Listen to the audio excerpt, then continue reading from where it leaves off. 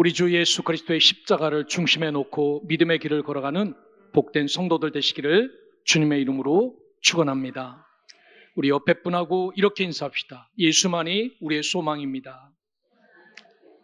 예수만이 우리의 소망입니다. 지난주 우리는 맥추감사절 예배를 드리며 그 말씀을 통하여 하나님을 인정하는 것, 하나님을 기억하는 삶에 대해서 말씀을 나눴습니다. 늘 어떤 상황에서든지 하나님을 인정하고 하나님을 기억하며 살아가시기를 주님의 이름으로 축원합니다. 여러분, 집안에는 누가 계십니까? 여러분 집안에는 혹시 원수가 있지 않나요? 원수. 사람은 태어나면서 누구를 닮아갑니다. 함께 하는 사람을 닮아가지요. 원수라고 말하는 그분도 여러분하고 똑같은 분입니다. 똑같이 닮아 있어요. 오래 바라보는 자를 닮고 사랑하는 대상을 닮아가며 부모를 닮습니다. 매일 집에 들어오면 엄마, 아빠를 보기 때문에 그 자식이 너 누구 닮았냐? 다 우리 닮은 자식들입니다. 스승을 닮고 학교에 가서 공부하잖아요. 오히려 부모들보다 시간을 많이 보내는 게 우리 선생님들 아닙니까? 선생님을 닮습니다. 그리고 같이 노는 친구를 닮죠. 여러분, 신앙생활도 마찬가지입니다. 우리가 예수님을 바라보면 바라볼수록, 이분을 가까이 하면 가까이 할수록 우리는 예수님을 닮아가는 겁니다. 이게 정상적인 신앙생활입니다. 오늘 사도 베드로는 그의 생애의 마지막 무렵에 이 서신을 공동서신으로 씁니다. 예수 믿는 사람이면 누구든지 보라고 어느 한 교회에다가 보낸 게 아니라 누구에게든지 다 볼 수 있도록 편지를 기록하지요. 당시 베드로가 이 편지를 쓸 당시에는 우리가 알고 있는 로마의 가장 악독했던 황제인 이 네로가 극심한 박해로 이스라엘 사람들을 통치하고 있었습니다. 그래서 사도 베드로도 자신의 순교가 가까워졌음을 느끼고 있었지요. 우리가 읽진 않았지만 14절에 보니까 나의 장막 벗을 날이 임박한 줄을 알미라 라고 말합니다. 육신의 장막, 사도 바울이 만들어서 팔았던 텐트 같은 그 장막을 잠시 머물렀던 그 천막을 이제 놓고 떠날 때가 되었다라고 말합니다. 그러면서 베드로가 자신의 죽음보다 더 걱정되는 게 하나 있다라고 말합니다. 여러분, 사람이 이 죽음을 앞에 놓고 사는 것 쉽잖아요. 굉장히 걱정되는데 베드로는 이 나의 죽음보다 더 걱정되는 것이 있다. 그것은 교회 안으로 들어온 거짓 선생들이다라고 말합니다. 당시 교회 안에는 어떤 일들이 있었냐면은 은혜만 받으면 된다라고 생각했어요. 행함은 중요하지 않다라고 말합니다. 여러분, 은혜를 받았으면은 은혜 받은 자답게 살아가야 되는데 삶은 중요하지 않다라고 말합니다. 왜? 우리가 이 몸뚱아리가 천국 가는 게 아니라 우리 속에 있는 영이 천국 가고 이 몸뚱아리는 여기에서 썩기 때문에 이 몸뚱아리 어떻게 놀리든지 관계없다라고 말합니다. 그래서 예수만 믿으면 어떻게든 살아도 상관없다라는 그 의식들이 팽배했습니다. 여러분, 그러니까 세상 사람들은 우리를 볼 때 예수 믿는 것도 중요하지만 겉에서 나타나는 삶이나 말이나 행동 때문에 도전을 받는데 우리가 예수 믿는 것 제쳐놓고 막 살면은 어떻겠습니까? 그래서 사도 베드로는 이 문제를 점검합니다. 즉 그들에게 신앙은 있었어요. 예수가 우리의 구주라는 것. 그러나 그들 가운데 예수님 닮은 모습은 1도 없었습니다. 그 닮았다면은, 그 믿는다면 닮은 모습이 있어야 되는데 닮은 모습이 없었다는 겁니다.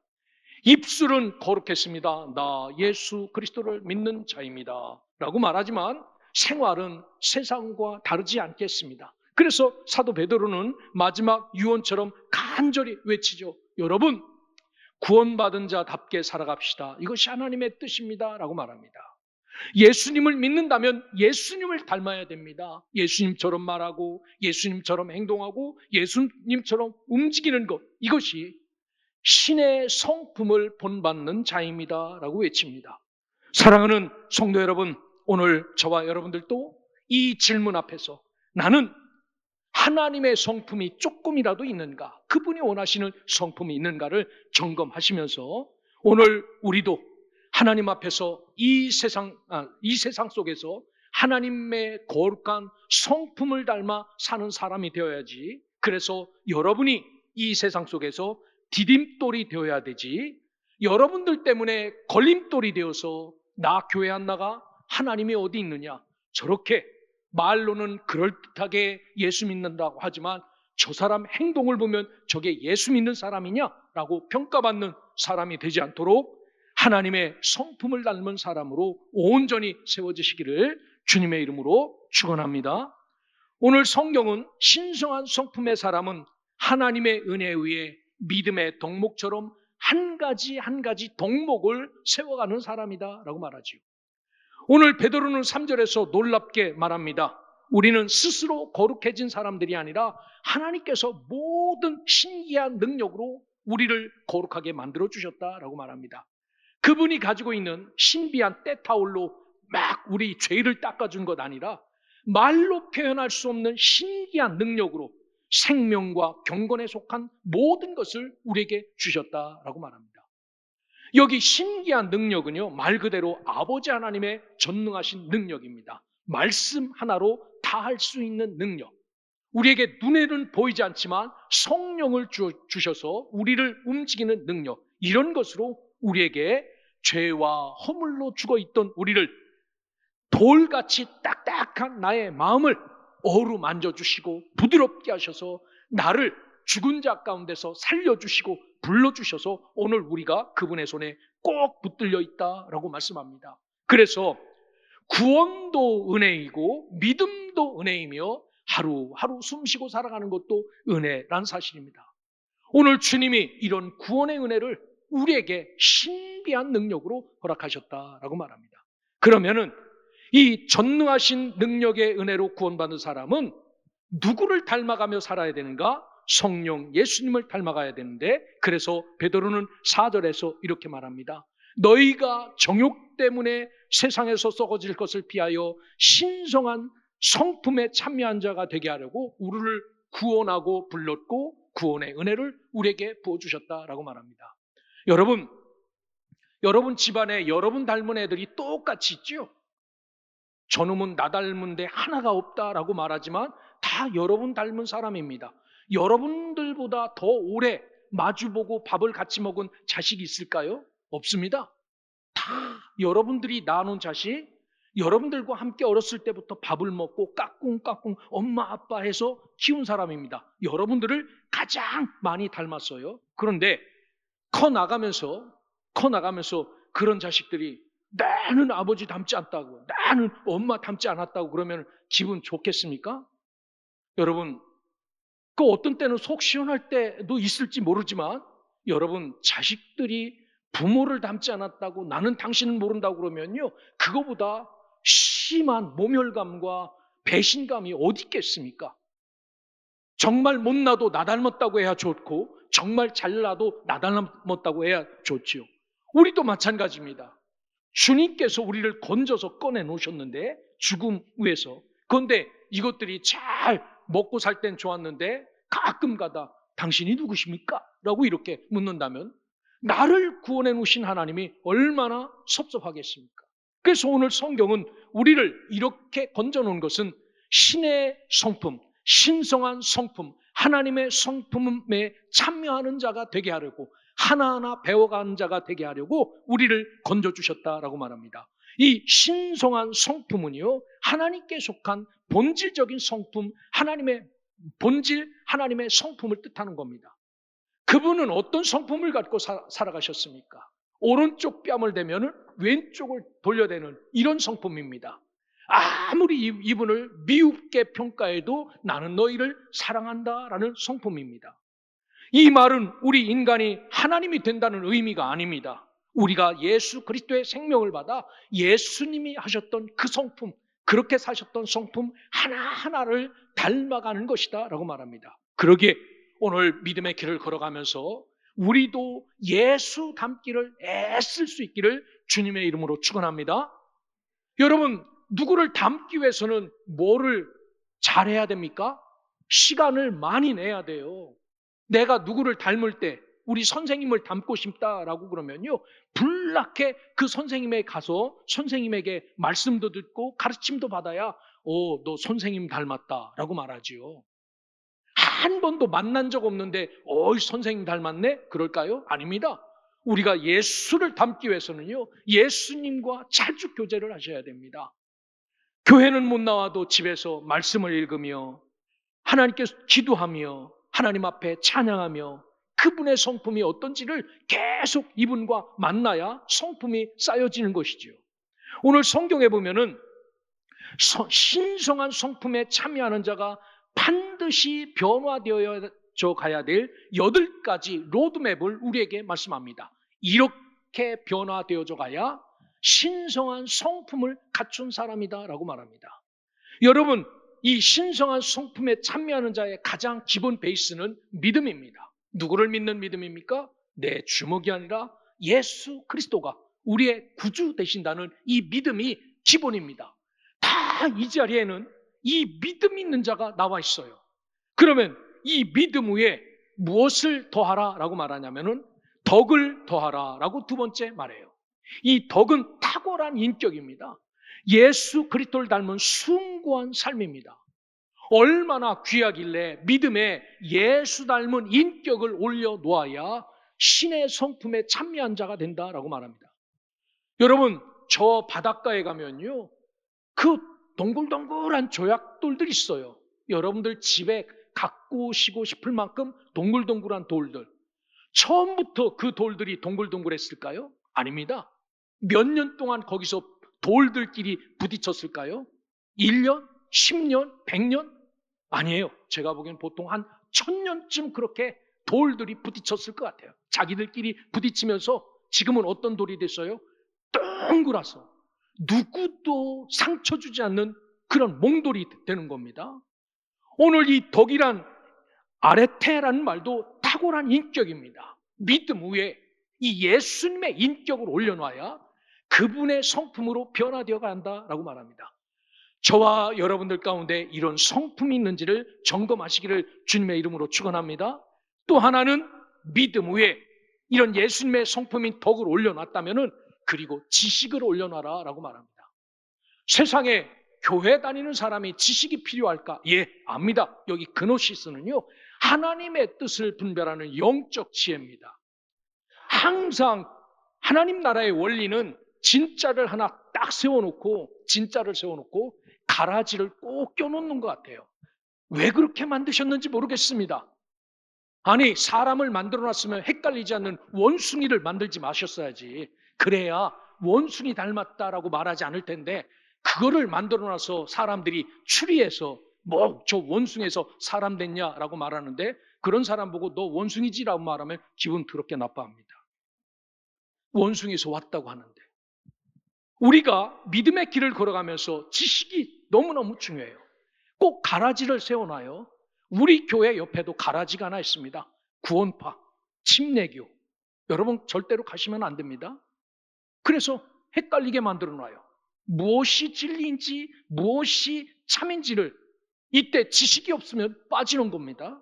그래서 믿음 위에 덕을 쌓고 덕을 위해 하나님의 뜻을 분명하게 분별하는 영적 지식을 넣어 올려놔라.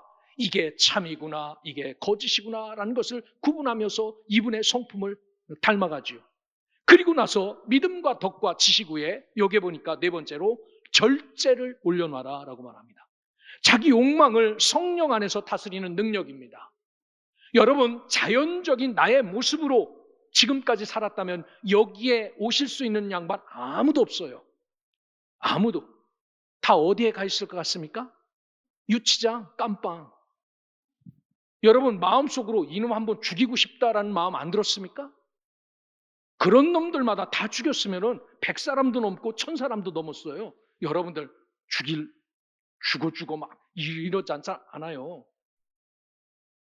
여러분, 이렇게 우리가 진짜 하나님 성품을 닮아 살려면요, 절제, 절제. 고난 속에서도 끝까지 견디고 버티는 절제가 있어야 된다 말합니다. 욕망을 다스려야 됩니다. 그래야 내가 저 사람들이 막 뭐라고 해도 주먹이 쫙 올라갔다가 예수님은 이렇게 살지 않았지 라고 해서 브레이크를 딱 잡을 수 있어요. 이게 있어야 그분의 성품을 담는다라고 말합니다. 이 절제 위에 인내도 올려놓아라 라고 말합니다. 인내는 어떤 고난 속에서도 끝까지 버티고 견디는 힘입니다. 여러분, 이런 곳에서도 이게 하나님이 나를 다스리는 섭리구나. 그래서 끝까지 견디는 인내가 필요합니다. 그 인내 위에 경건을 올려놔라 라고 말합니다. 하나님을 향한 경외심입니다. 그럼에도 불구하고 침착하게 자기 마음을 다스릴 수 있는 경건, 하나님을 향한 경외심, 그 고난, 아픔, 시련 모든 것이 다 와도 하나님을 올리고 배 나를 낮출 수 있는 이 경외감을 우리가 가져야 된다라고 말합니다. 그리고 나서 형제 우애를 더하라라고 말합니다. 우리는 다 뭡니까? 우리는 소명교회 와서 국수 한 그릇씩 먹은 사람들은 다 식구입니다. 먹을 식자에다가 입에다가 뭐를 다 넣은 사람들이에요. 그때 뭐를 다 한 번씩 빨았습니까? 젓가락을 한 번씩 빨았어. 내가 지난주에 빨았던 젓가락을 오늘 누가 들고 그거 빨지 몰라. 이게 다 식구입니다. 식구. 같이 밥 먹은 사람. 여기 형제 외에는 혈육만 뜻하는 것이 아니라 교회 공동체를 사랑하는 모든 믿음의 백성들을 내 친족처럼, 내 형제처럼 사랑하고 기억하는 것. 그래야 신의 성품에 참여한 자가 된다라고 말합니다. 그 위에다가 조건 없는 사랑을 뚜껑을 딱 덮어라라고 말합니다. 저 고린도 교회 문제가 참 많았어요. 그래서 이 고린도 교회 문제 많은 교회에게 고린도전서 13장의 사랑장을 이야기합니다. 여러분에게 은사도 엄청나게 많고 여러분들에게 기적도 엄청나게 많지만 그 중에 가장 중요한 것은 그런 것이 아니라 사랑이라고 말합니다. 이것이 있어야, 이런 성품이 채워져야 우리가 신의 성품에 참여한 자가 된다라고 말합니다. 씨앗은 하루아침에 나무가 되지 않지요. 씨앗을 심었는데 오늘 큰 나무가 되어서 사과 열매를 풍성하게 맞는다? 여러분, 그 나무는 빨리 베서 불 떼야 됩니다. 이거는 진짜 품종이 아니라 이상한 나무예요. 씨앗은 하루아침에 나무가 되지 않습니다. 매일 햇빛을 받아야 되고 매일 조금씩 물을 먹어야 되고 조금씩 자랍니다. 그래서 시간이 지나야 나무가 됩니다. 신앙도 마찬가지입니다. 예배 한 번으로 완성되지 않습니다. 날마다 하나님 앞에 사모하며 기도하며 말씀을 읽으며 회개하며 순종해서 예수님을 닮아갑니다. 하나님은 우리의 형통함보다 우리의 성품을 먼저 만드시죠. 왜냐하면 우리 육신 갖고 가는 게 아니라 우리 성품 갖고 천국까지 가기 때문에 하나님께서 성품을 만드십니다. 사랑하는 성도 여러분, 이 예배에 참석한 저와 여러분들은 이런 신의 성품인 귀한 덕목들을 하나하나 채워서 넣어야 하나님 닮은 믿음의 사람으로 살아갈 수 있다는 사실을 기억하고 나를 온전하게 이 성품으로 채워서 세워지기를 주의 이름으로 축원합니다. 두 번째 보면 신의 성품의 사람은 그리스도를 깊이 아는 지식으로 풍성한 열매를 맺는다라고 말합니다. 보통 왜 예수 믿습니까? 라고 물으면 천국 가기 위해서요? 라고 말합니다. 여러분, 이 대답은 50점짜리 대답이에요. 성경은 천국 가는 것 플러스 훨씬 더 구원의 목적을 높게 이야기합니다. 하나님께서 우리를 단지 죄에서 건져내신 데서 끝나지 않고 예수 그리스도의 풍성한 열매를 맺게 하시려고 우리를 죄에서 건져주셨다라고 말합니다. 그냥 나 혼자 천국 가는 게 아니라 내가 여기서 예수 닮은 성품으로 살아가면서 풍성한 열매를 맺게 하시려고 건져주셨다는 겁니다. 그래서 8절을 보십시오. 너희로 우리 주 예수 그리스도를 알기에 게으르지 않고 열매 없는 자가 되지 않게 하려니와 라고 말합니다. 우리 주님을 잘 알아서 이분이 어떤 분인지를 잘 기억하여서 그분의 모습을 하나하나 닮아서 우리가 하나님 앞에 열매 없는 자가 되지 않게 만드시려고 그랬다라고 말합니다. 여러분, 사랑에 눈이 뜨면요, 사랑에 눈이 뜨면은 뭐가 달라집니까? 사랑에 눈이 뜨면요, 시간이 빨라집니다. 예전에는 낮 12시까지 자던 놈들이 사랑에 눈이 뜨면은 일찍 일어나서 문자도 보내고 막 하죠. 사랑에 눈이 뜨면은 변합니다. 오늘 우리도 마찬가지입니다. 예수님을 알지 못할 때는요, 얼마나 게으른지 알 수 없어요. 그런데 예수님이 어떤 분인지를 알면요, 삶이 바빠집니다.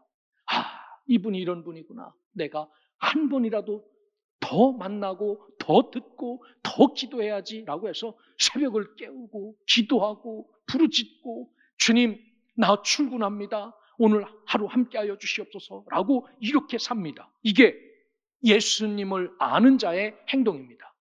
사랑하는 성도 여러분, 오늘 베드로가 말하는 지식은 머리로만 아는 신학 지식을 이야기하는 것 아닙니다. 예수님과 함께 살아가는 인격적인 관계, 이 지식을 이야기합니다. 오늘 또 세상에요, 성경 지식을 굉장히 많이 아는 사람이 있어요. 어느 교회에서 여기 우리 지방 새로 등록한 분이 목사님, 제가 목사님께 드리려고 자료를 만들어 왔습니다 라고 했는데 창세기부터 계시록까지 도표를 만들어 갖고 쫙 책을 만들어 왔어요. 책 제가 갖고 있습니다. 보여드릴게요.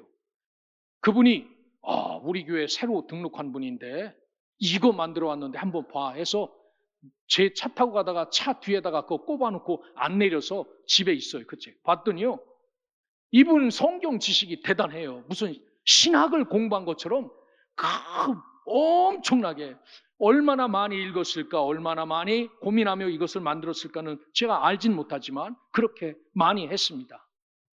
여러분, 이렇게 성경 지식을 수십 년 다닌 우리보다 많은 지식을 갖고 있는 사람이 있어요. 교회 봉사도 오래 한 사람이 있습니다. 그런데 그것보다 더 중요한 것은 예수 닮은 향기가 한 방울도 나타나지 않는다면 그것이 아무것도 아니라는 겁니다. 성경 지식 많이 알아야 뭐합니까? 그냥 예수 믿으면 구원받는 거 이거 하나만 알면 되는데 교회에서 그렇게 많은 일을 해도 그 일이 무엇입니까? 아무것도 아니에요. 진짜 중요한 것은 우리 삶 속에서 예수 향기가 나타나야 된다라고 말합니다. 이 지식이 참된 지식이다라고 말해요. 사랑하는 여러분, 예수님을 진짜 잘 아는 사람은 반드시 예수닮게 있어요. 남편과 아내가 오랫동안 살면서 나타나는 특징이 있습니다. 무슨 특징인지 아십니까? 말투가 비슷해요. 또 하나는 표정이 비슷해져 갑니다. 그래서 어디 가면은 자매, 남매세요? 라고 이렇게 물어볼 정도로 그렇게 여러분 이 왼수야 왼수야도 다 여러분들 서로 다 닮았어요. 그리고 하도 오래 같이 살다 보니까 습관이 닮아갑니다. 이게 오랫동안 남남이 한 부부 되어 살다가 보니까 이렇게 닮는 겁니다. 마찬가지로 주님과 동행하는 사람은 주님의 성품을 닮게 돼 있어요. 그래서 이분처럼 말하고 이분처럼 이야기하고 이분의 말씀을 꺼내다 놓고 말하며 이렇게 살아갑니다. 그러기에 오늘 저와 여러분들은 이런 풍성한 열매를 기대하기를 원한다면 신성한 성품이 되어야 게으르지 않고 날마다 이 열매를 맺으며 살아갈 수 있지, 그렇지 않고는 우리가 게을러 아무 열매 없는 나무처럼 메마르게 되었다라고 말합니다. 여러분, 열매 맺는 자가 되기 위해서 점검할 사항은요, 열심히 사는 것이 먼저가 아닙니다. 주님 안에 거하는 것이 먼저입니다. 내가 주 안에 있는가? 오늘 또 주 안에 사는가? 주와 동행하는가? 기도하는 사람은 기도하는 것만큼 예수님을 닮아가요. 말씀을 가까이 하는 사람은 말씀을 대하는 것만큼 예수님의 은혜도 알고 그분의 은총도 깨닫고 그만큼 닮아갑니다. 예배를 사모하는 사람도 똑같이 사모하는 것만큼 예수님을 닮아갑니다. 그러기에 오늘 저와 여러분들이 이런 은혜가 꽉 채워져서 열매 있는 자로 살아가십시오. 이것이 없는 사람은 오늘 성경이 뭐라고 말합니까?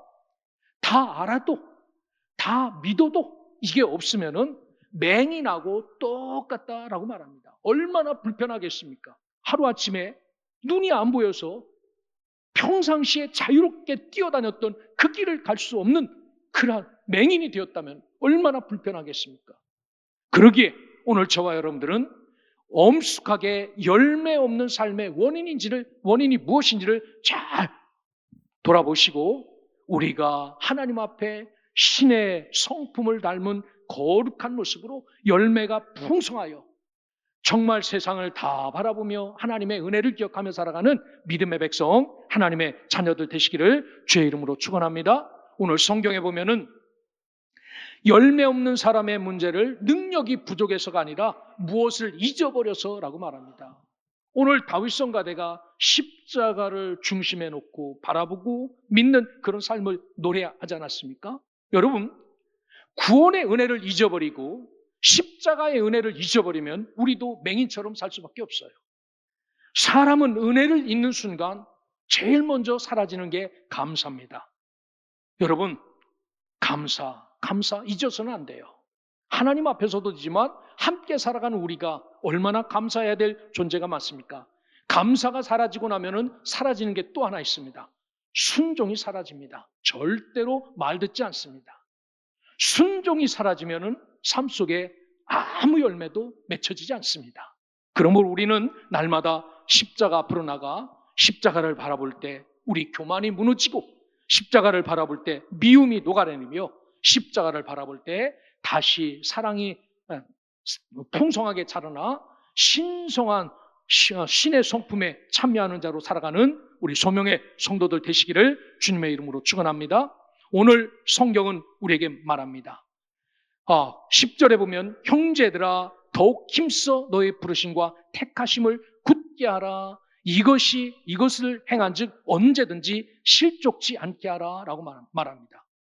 지금 우리를 불러서 이런 모습 꼭 지켜야 삽니다 라고 이렇게 우리를 굳게 하신 이 말씀을 잘 행하면은 절대로 실족하지 않는다라고 말합니다. 여기 실족하다라는 말은 어떤 뜻이냐면요, 발에 걸려 넘어지는 것, 신앙의 길에서 미끄러지는 것을 이야기합니다. 길 위에 똑같은 돌이 있어요. 그런데 어떤 돌은 디딤돌도 되지만 어떤 돌은 걸림돌이 될 수 있습니다. 우리도 다 돌 같은 존재입니다. 이 안에 예수 있고 우리가 신앙생활하고 똑같은 존재인데 누구를 걸려 넘어뜨리는 걸림돌이 돼서는 안 돼요. 누가 나를 밟고 건너갈 수 있는 디딤돌로 살아가셔야 됩니다. 오늘 저와 여러분들이 하나님의 말씀을 붙잡고 신의 성품으로 살아간다면 절대로 실족하지 않는다는 겁니다. 넘어지지 않는다는 겁니다. 오늘 우리는 종종 삶 속에서 넘어지죠. 많은 사람들의 유혹에 넘어집니다. 요거 한번 해보라고. 그래서 그 마음에 못 이겨서 요즘 막 세상 사람들이 많이 하는 주식 올라간다고 막 사고, 여러분 올라갈 거 다 올라갔어요. 그래서 돈 때문에 넘어지고 명예 때문에 넘어지고 욕심 때문에 넘어지고 상처 때문에 넘어지잖아요. 세상에 우리보다 똑똑한 사람이 너무 많아요. 그런 유혹에 넘어지시면 안 됩니다. 진짜 예수님의 성품을 담고 있으면요, 그런 것에 넘어지지 않아요. 그냥 my way, 십자가의 길, 그냥 이 길을 줄기차게 달려가면은 이분이 때를 따라 돕는 은혜를 우리에게 주신다라는 사실을 기억하고 세상에 눈 돌리지 않고 오직 뿌리 깊은 나무가 되어 예수 그리스도를 붙잡고 신의 성품, 예수님의 삶의 모습을 닮은 자로 잘 살아갈 수 있기를 주의 이름으로 축원합니다. 이렇게 사는 자들에게는요, 넉넉히 이길 수 있는 힘을 주신다라고 말합니다. 이렇게 고백한 베드로는 실패를 해본 사람입니까? 안 해본 사람입니까? 실패를 많이 한 사람이에요. 이런 사람이 여기에 와서 예수 믿으세요라고 말하면은 여러분 말씀을 들을까요? 안 들을까요? 이 사람은 예수님을 모른다고 3번씩이나 부인했어요. 저는 그 정도는 아닙니다. 믿음이 없어서 물 위를 걷다가 물속에 빠지기도 했습니다. 예수님이 십자가에 못 박히기 위해서 재판받을 때 난 저런 놈 모른다고 도망간 사람입니다. 부활하심을 알고 경험하고도 나 지금부터 예수 놀이 안 한다라고 자기 고향으로 돌아가 갈릴리에서 물고기 잡는 일에 다시 옛날 직업으로 돌아간 사람입니다. 이런 사람, 실패를 누구보다도 많이 경험했던 사람입니다. 그리고 인생이 완전히 달라졌죠. 성령의 기름 부으심을 받고 달라지고 그는 예수에 대한 지식이 남달라 오늘 우리에게 누구의 모습을 닮아야 진짜 잘 살 수 있는지를 말씀하신 겁니다. 그러기에 오늘 베드로가 이 사실을 깨닫고 우리에게 권면했던 것처럼 우리가 완전해서 신의 성품을 가진 사람은 아닙니다. 예수님 안에 있기 때문에 날마다 변해가면서 이런 사람으로 축복하는 거죠. 그러기에 베드로가 유언처럼 말씀하신 이 말씀을 붙잡고 주님, 나의 소원이 있다면 예수 닮은 모습으로 살면서 많은 열매를 맺고 주님 그 나라에 넉넉히 갈 수 있는 믿음의 자녀가 되달라고 매일 기도하면서 매일 자신을 말씀 앞에 비추고 예배자로 세우며 하나님의 은혜 앞에 기도하며 이 성령의 도우심으로 신의 성품을 날마다 만들어가며 살아가는 우리 소명의 성도들 되시기를 주님의 이름으로 축원합니다. 기도하겠습니다.